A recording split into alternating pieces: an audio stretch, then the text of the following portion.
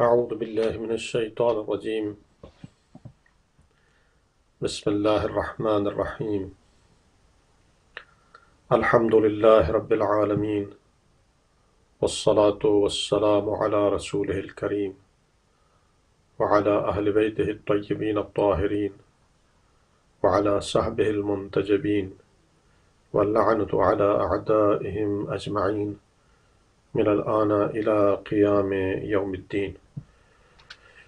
أما بعد، فقال مولانا أبا عبد الله الحسين عليه الصلاة والسلام: إن الله خلق العباد إلا ليعرفوه،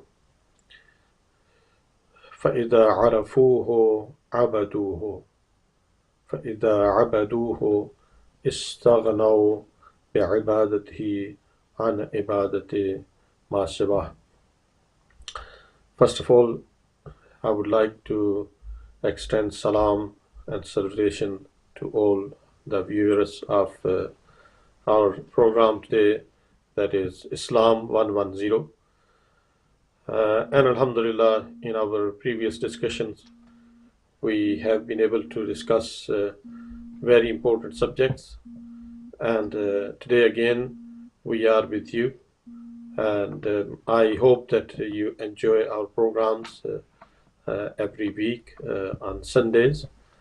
We ask Allah subhanahu wa ta'ala, may Allah make this program and our lecture as the source that we can benefit our dear youth and our next generation, that they can know Islam with the reasoning and with the logic.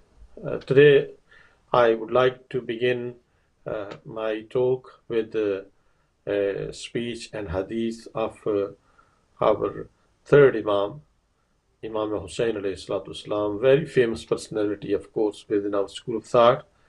That Imam Hussain alayhi salatu wasalam, he speaks about one of the objectives of the creation of human being, and he says, Inna Allah jalla dhikrahu ma khalaqa al-ibada illa liya'rifuhu, that surely Allah subhanahu wa ta'ala, that his remembrance is one of the most important remembrance in this world, has not created people in this world.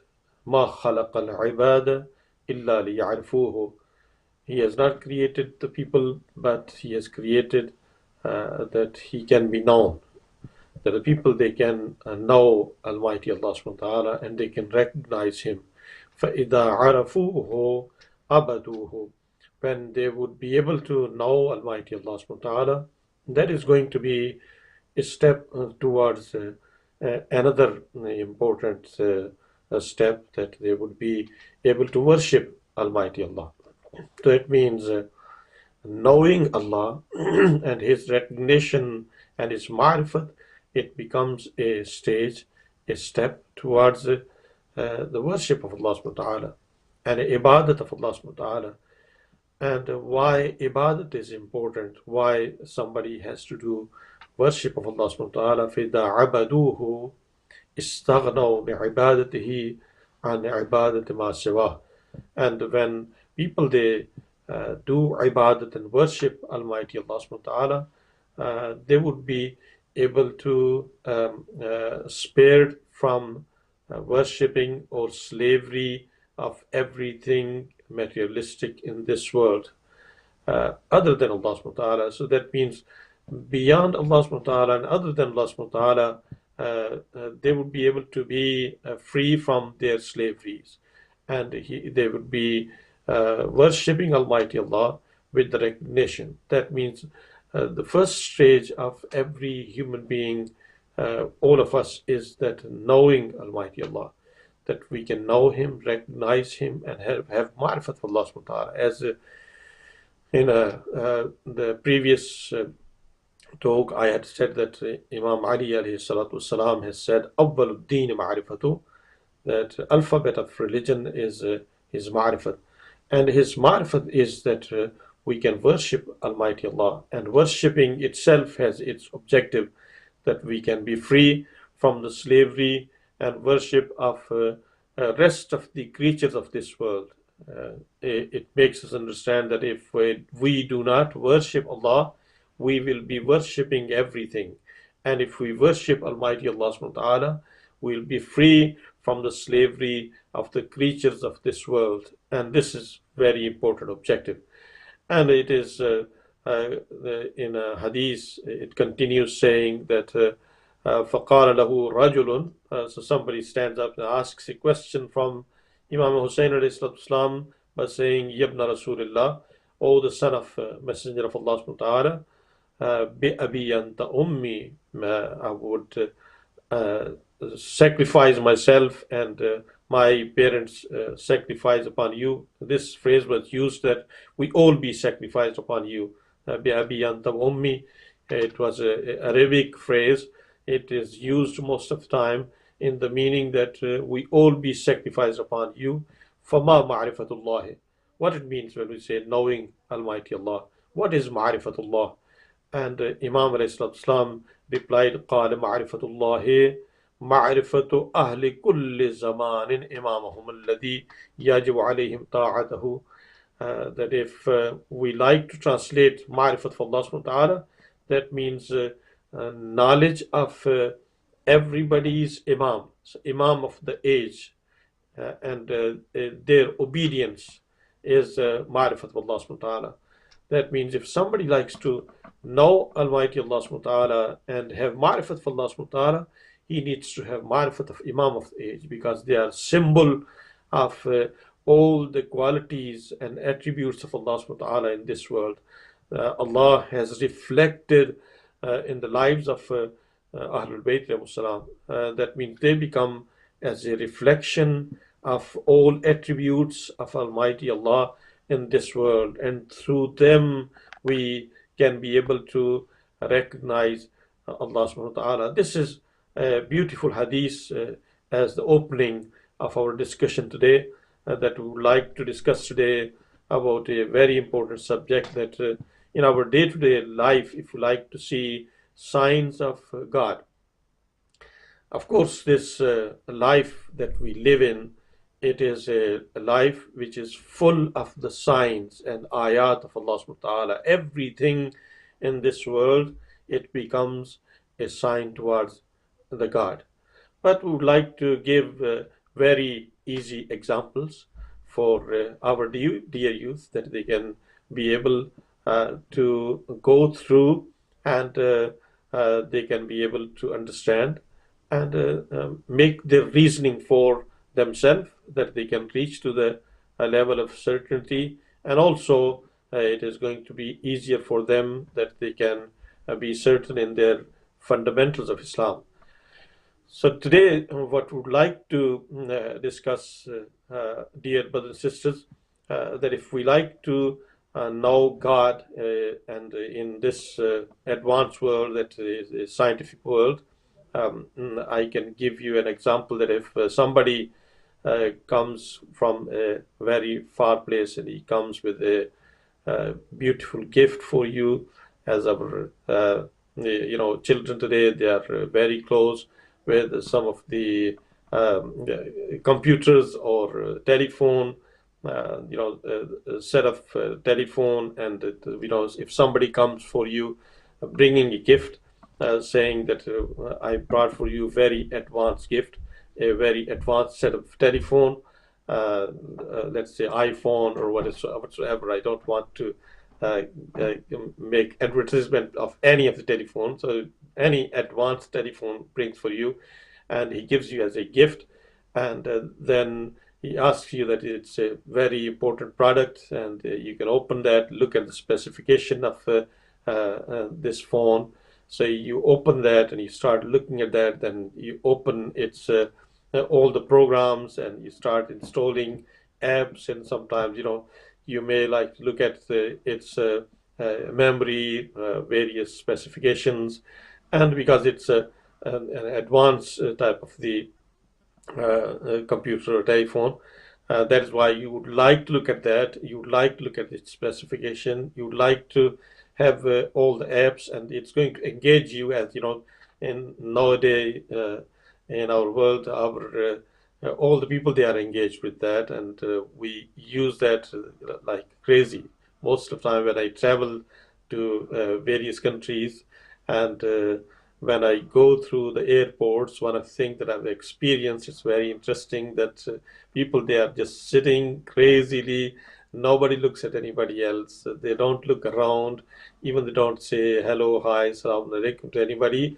But they are just looking in their phone or on the screen. They are looking at the iPhone, iPad, whatsoever. So you start looking at everything, and it's going to engage you a lot. But if somebody comes to you and he says that, I brought a phone for you, and it's just an old phone, it does not have anything advanced, and he leaves to you, then what it happens that you may look at that once or twice, then you put it aside. You really do not like to pay attention to that. It's because the gift that is being given, it's not up to date. It's not advanced. It's not according to the time. Um, Similarly, when somebody defines about anything to us, and if definition is being given in the best of the manners, and if something is presented in best of the manners, then we really pay attention to that. But if it becomes a situation that we are really not being given good definition of that, then it's not going to attract us about that. Similarly, when we look at this world, brothers and sisters, and this universe that we can see, and we open our eyes toward this universe, at that time there can be two images of that. Once somebody says that it's created by a very important creator, the one who is wise, knowledgeable, and who created everything for a very important objective, and everything is objective full, it's full of objectives.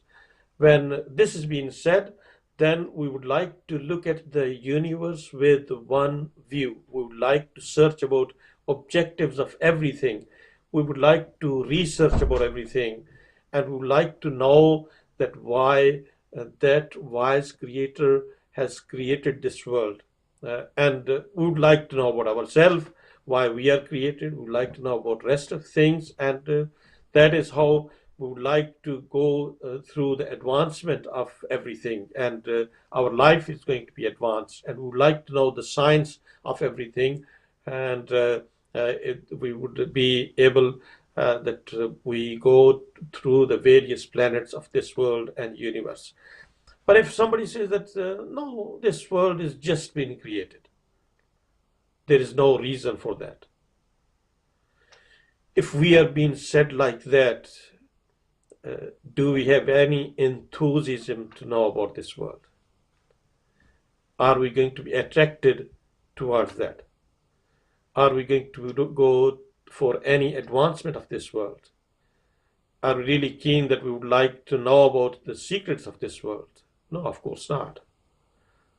It's going to be like a philosophy of the life of materialistic people, as it's been described in Quran, that people, those who are materialistic, they say that we are created in this world to live for a while, and then we're going to be dying, nothing else. So that is a life. And then most of the time, materialistic world people, they say that enjoy your life, nothing else. That's why we are created in this world.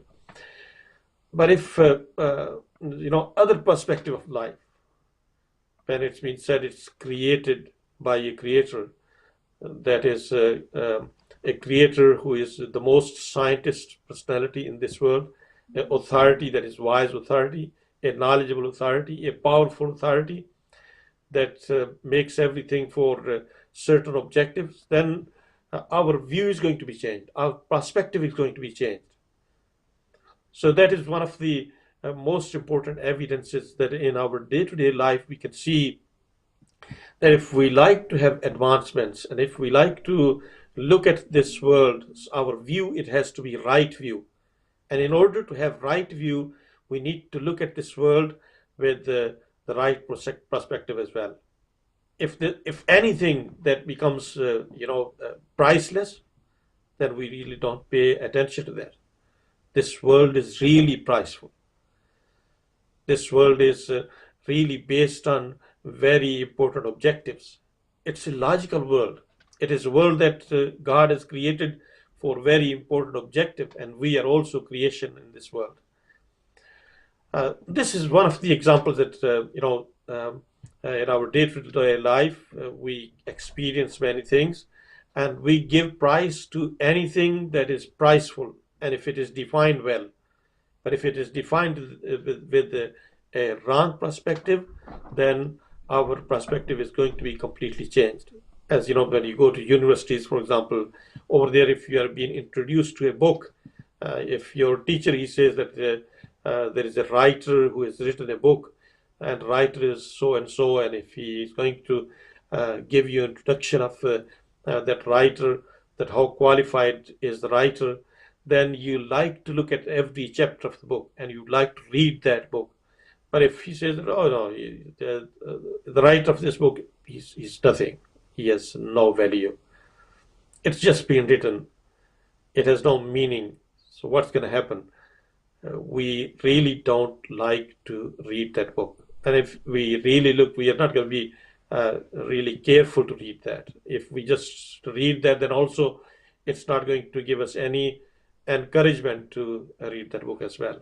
So this example, it says to us that this world itself, if we look at that as a book, if we look at that as a computer, if we look at that as a very advanced type of the computer, then we will be encouraged if we know that its creator is a wise creator, he's powerful, he's knowledgeable, then we'll be able to be encouraged that we should be looking at this world with this perspective. Second, an important example in our day-to-day life, and a very important evidence that I would like to say today, that is hope in our life, and being hopeful, that is our nature, that we would like to be hopeful about our future. We would like to live a life that we can see our future is bright and future. So there can be two ways to look at this world. Once that we are hopeful about our future, that in the difficult circumstances, going through very complicated world, when we know that after passing those difficulties, after passing, for example, those exams, let's say, for example, if you are in a university and you are being given an exam, and you are being asked that you have prepared for that, it's a very advanced exam, and you know that when you complete that so and so degree you are going to be achieving, and you're reaching to the for example, master's degree or any other degree, then you will be encouraged and you have hope for the future as well. But if a situation comes that you really do not know what is the future of something, then it's going to make you hopeless.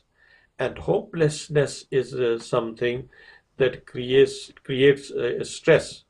And we really do not like to move forward in our life. We really do not look at the life that is going to be meaningful life. So as a student, if you are being given this hope that you will achieve that degree, then definitely you are going to be putting all the efforts that you can advance, and you can do more work and spend day and night. So after your hard work, you reach the exam room and you complete your exam with that hope that you're going to be achieving the certificate, you will complete your degree. This world also, if we know that it's full of objectives and there are hopes of a future in this world, then definitely we will put all our efforts that we can be successful, achieve the success, the ultimate excess in our life. And in Quran it's been said, قَدْ أَفْلَحَ الْمُؤْمِنُونَ. Surely believers are successful. And this is something that I can say in the beginning of the life of Islam. When we start our life, our parents, they recite Adhan. So that is a child that is born in this world, and his life is just starting and beginning of his life. Then he's been said, Allahu Akbar, Allah is greater. Ashhadu an la ilaha illallah, there is no God other than Allah subhanahu wa ta'ala. And Ashhadu anna Muhammadan Rasulullah. And I bear witness that Muhammad is messenger of Allah subhanahu wa ta'ala. Or for example, Ashhadu anna Aliyan Waliullah, that Amirul Mu'mineen Ali ibn Abi Talib is beloved before Allah subhanahu wa ta'ala. Then we said, Hayya ala salah, come toward the success. So this is a hope that has been given to the believer. That means it is beginning of the life, and we have been invited toward the success. We have been invited for giving a hope of future. A mu'min is the one that lives within hope and fear. It's been said, khawf and raja. One of the qualities of a believer that has been said that he should be living between two qualities. One is the quality of hope, and second is a quality of fear. That means fear of Allah subhanahu wa ta'ala, and about the chastisement of the day of judgment if he commits any sin, and having hope from Allah subhanahu wa ta'ala and from his rahmat and mercy, and being hopeful, it makes us having that courage. It makes us move forward, and it makes us successful in our life as well. So a believer is the one that actually is looking for the ultimate success in their life. Another example that I would like to discuss in our day-to-day life, my dear brothers and sisters, that is knowing God, it brings a sense of responsibility. Many people, they may like to know that why we have to know God. What is something it's going to be benefit in our day-to-day life? In our day-to-day life is going to be having many fruits, and one of them that makes a Muslim, a believer, a person who is going to have a sense of responsibility. And in the past few months, one of the things that I've experienced, that people, those who are faithful people in this period of pandemic, I've seen most people, those who are really practicing people, they practice the laws as well, and they are law-abiding people. The most law-abiding people are going to be the most faithful people. So that means religion has a very important benefit in our day-to-day life, that it's going to make us law-abiding people. Otherwise, there is no sense of responsibility when we do not know God. When we know God, because God has created this world as a world of objectives, a world for reason, and He has given us many responsibilities. So if you just think of a doctor, for example, who is living within the society, so there are certain types of the doctors that you have in this corporate world, in this business world. What you can see is that most of things are being seen with the money. If a patient comes to the doctors, so there can be two types of doctor. One who feels a sense of responsibility. There is another doctor that he only cares about his money. In many countries you must have experienced. And in this corporate world, I personally also experienced that sometimes doctors only care that if they can gain some money.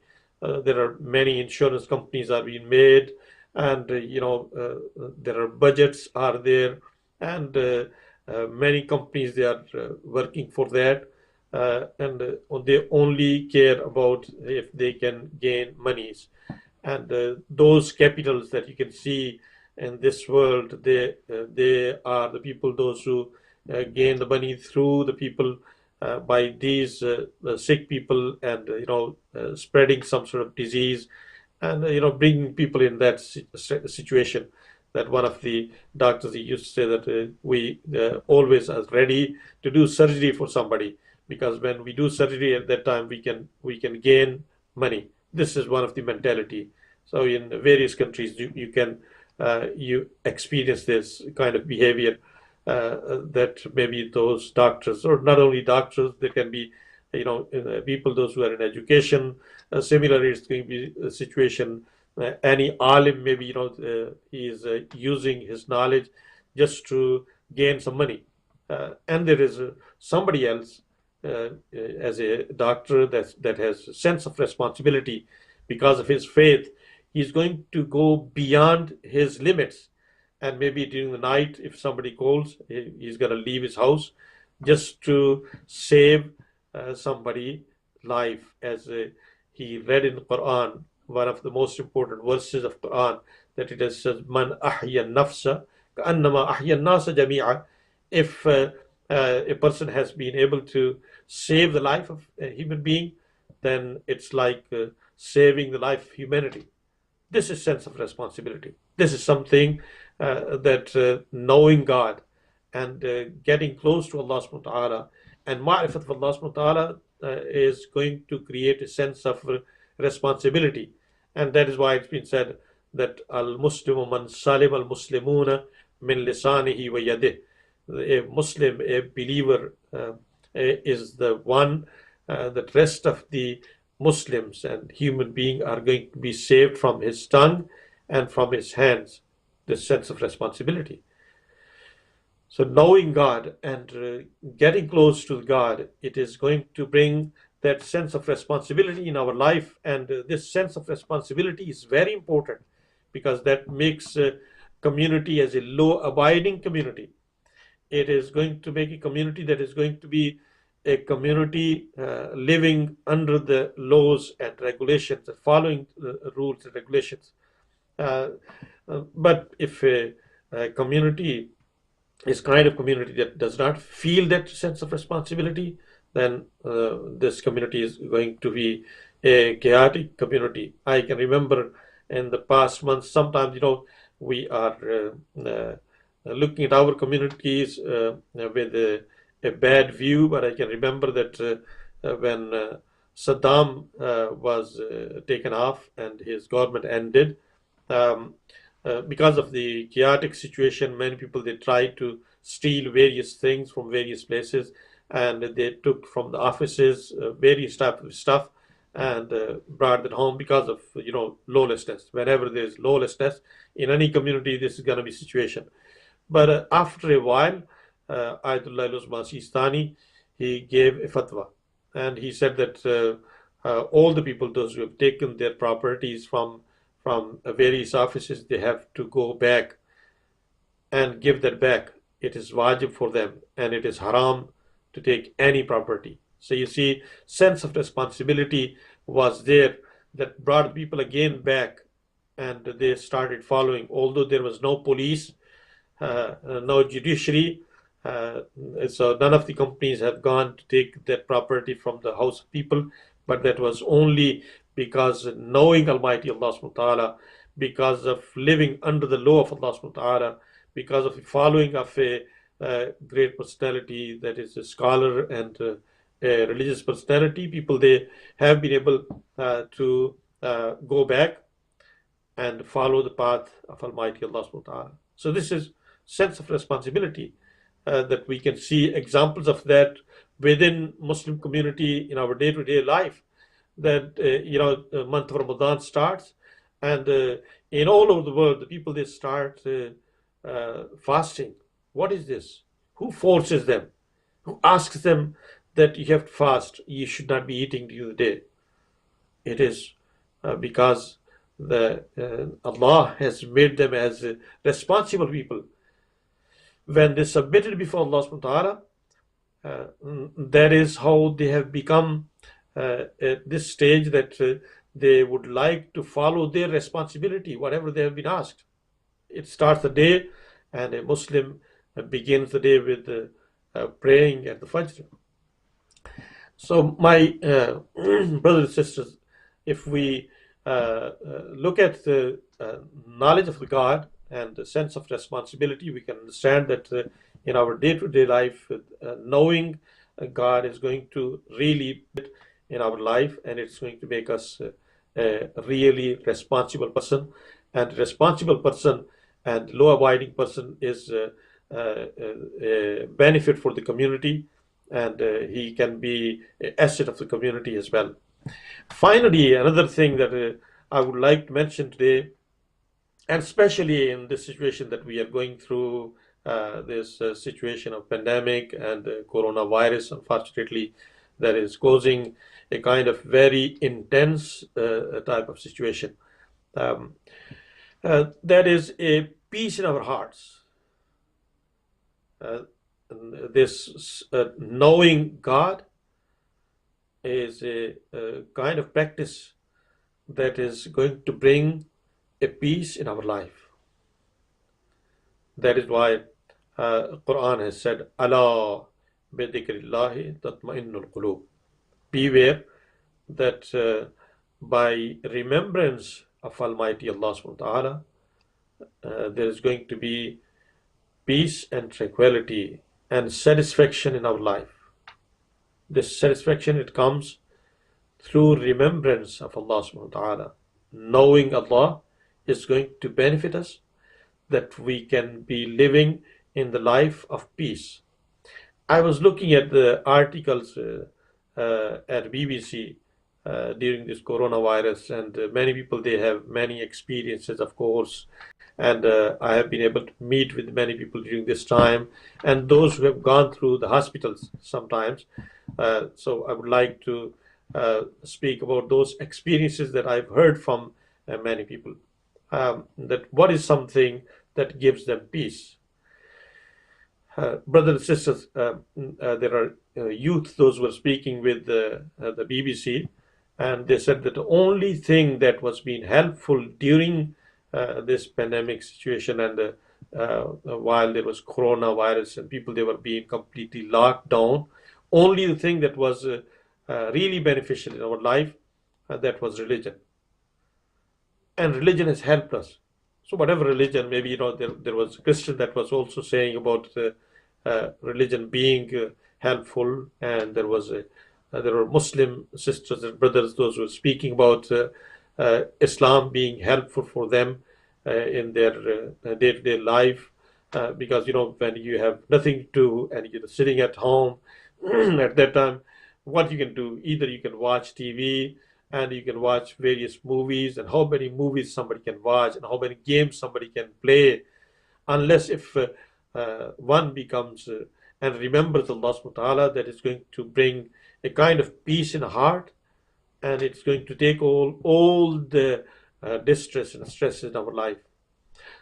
When we look at this society in today's world, that we call it as an advanced society, brothers and sisters, and especially my youth, if you just look at the ratio of the people, those who become sick and mentally sick. So mental sickness and depression is more in advanced countries rather than being in other countries. Those countries that are suffering and going through various difficulties, over there there is more happiness, rather the countries that have more resources, and people, they live with lots of resources and benefits. What is the reason? The reason, because materialistic life, it has a significant, that materialistic life is going to bring distress in our life. But the life within the religion, life under Almighty Allah subhanahu wa ta'ala, life closer to Allah subhanahu wa ta'ala, is the life that gives a purpose to the life, a meaning to life. It is going to give secret to the life, and that is going to open the spirit of the people, And the spiritual people are people those who can be living a successful life. I was speaking with somebody who was being in a hospital in the past few days, and very difficult circumstances when somebody is in the situation that becomes hopeless and you don't have any other hope. Then what you do, where you can go. As Quran has said that when you're surrounded into the difficulties, and if you are in the middle of the water, in the river, and you are at the boat, for example, and you become alone, and the waves starts surrounding you, and your boat is drowning, and there is no help available around, what is going to be the goal? Who you can think about that? What is something that is going to bring a hope in our life? Only the thing that is going to bring a hope in our life, that is a sense of God. That is going to be a voice that is going to come out of our hearts. It's going to say, oh my God, can God help me? Is there any other power who can help us? But it depends if we believe in that. And even those who do not believe in that, even if somebody does not believe in Allah subhanahu wa ta'ala, then also what is going to come out from this nature? Who one can expect? They can only say, can somebody help? So there is no help available. There is nothing around there. But if you are in the space, for example, and your plane is almost going to be crashed, over there can be two types of people. There is one that believes in Allah subhanahu wa ta'ala and knows about the future and knows that if he dies down, then also he is going to have another future. So what's going to be his situation? Then he's going to be reciting something, doing dhikr of Allah subhanahu wa ta'ala, and he's going to have peace in that state as well. So what I was saying, that I had a phone call by somebody who was at hospital, and he said that when I went to hospital and they wanted to put me at the vent and ventilator, this is the situation. It's really difficult situation. It's a stressful situation that somebody does not know that he's going to come back or he's going to die down, and breathing has become very difficult. And in those very difficult circumstances, he asked from the nurses, can you put Quran?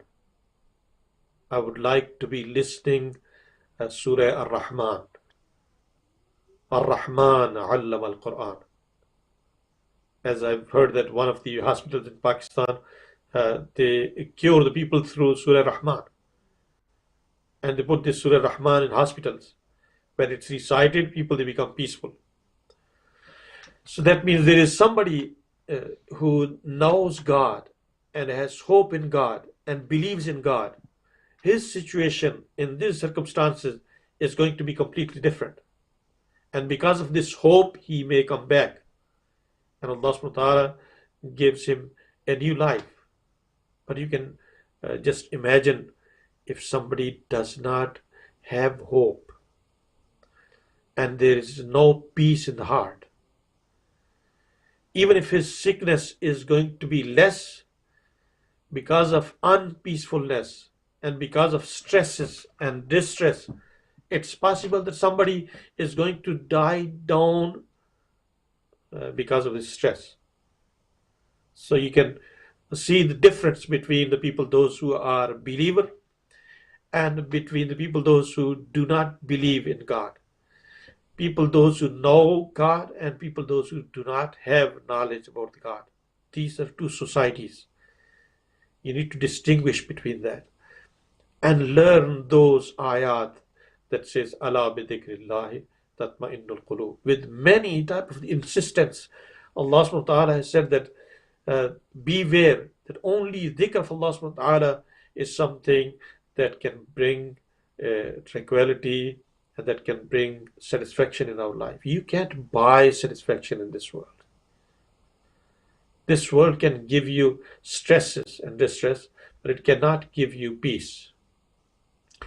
So my dear youth and brothers and sisters, knowing God is going to give us hope, and it's going to give us peace and a peaceful life. And peaceful life is very important for our success in our life, our day-to-day life. Peace is important. For peace, sometimes we try to buy beautiful houses. Sometimes people, they go out and try to travel from one place to other place. For peace, they try to travel on the mountains sometimes.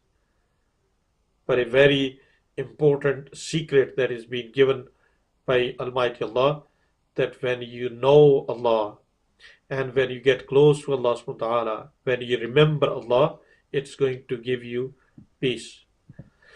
So this is going to take us out from all type of the entities, and it's going to take us from all type of these distresses. And of course, Allah is Tabibul Qulub. He is the doctor of our hearts. He is the one who has created us in this world. And when He created, He knows that what are the things that can bring peace in our hearts. But this is what Quran has said: "Alladina amanu wa lam yalbisu imanahum bighulmin, ulaika lahumul amn." That those who are a believer and they are not confused in their iman. Sometimes people, they live in the state of confusion, although they accept it somehow. Maybe they're born in a family and they started their life in the house of believer, but really they do not know about Islam, and they do not have that faith in their hearts. They are going to be same as anybody disbeliever. But Quran says, "Alladina amanu wa lam yalbasu imanahum bighulmin." They did not confuse their iman with their wrong practices. Sometimes, because of our wrong practices, we may confuse ourselves as well. Ulaika lahumul amn. Quran has promised these are the people, they are going to be living in the state of peacefulness. So, if you like to have peace, this is what the promise of Quran. This is what Islam has asked us, that go through, know Almighty Allah. And that is where we started from the hadith of our third Imam Hussein alayhi salatu wasalam, as he said that Allah has not created human being but for the knowledge, but to know Almighty Allah. And when they know Him, they will worship Him. And when they worship Him, they will be free from the slavery of the rest of the things and rest of creatures of this world. So let me raise few questions, brothers and sisters. That do you sometimes feel peace when you remember Allah subhanahu wa ta'ala? Have you ever experienced in your life that by remembering Allah, there was peace in your life? Try to increase this remembrance in your life. Or do you call a kind of situation where you did not have any help and you tried calling upon an authority that is powerful authority, and you received that help as well? Think about yourself. Think about yourself, that if you have those situations, what are you going to do? And what did you do? Did you experience? Do you know any individuals, for example, in your life who pretended to have faith in God, and but at the same time they are corrupt people, and because of their corruption, they haven't been able to have that faith and iman, and they did not benefit from that. So look around you and see within society. Try to learn from the experiences, as our seventh Imam Musa al-Kadhim alayhi salatu wasalam has said, "Inna likulli shay'in fihi la'ibra." In everything in this world, there is a lesson for you. Take this world as a serious world and take lessons from this world. We ask Almighty Allah subhanahu wa ta'ala, may Allah provide us ma'rifat of Allah subhanahu wa ta'ala, that through this ma'rifat we can know ourselves and we can know this world. I would like to end today's discussion, and inshallah we'll continue next week. I request all youth, brothers and sisters, to pay attention to those subjects and open that up and try to read Quran and look at ahadith of Ahlul Bayt salam and know your religion from the basic resources of Islam. Wassalamu alaikum wa rahmatullahi wa barakatuh.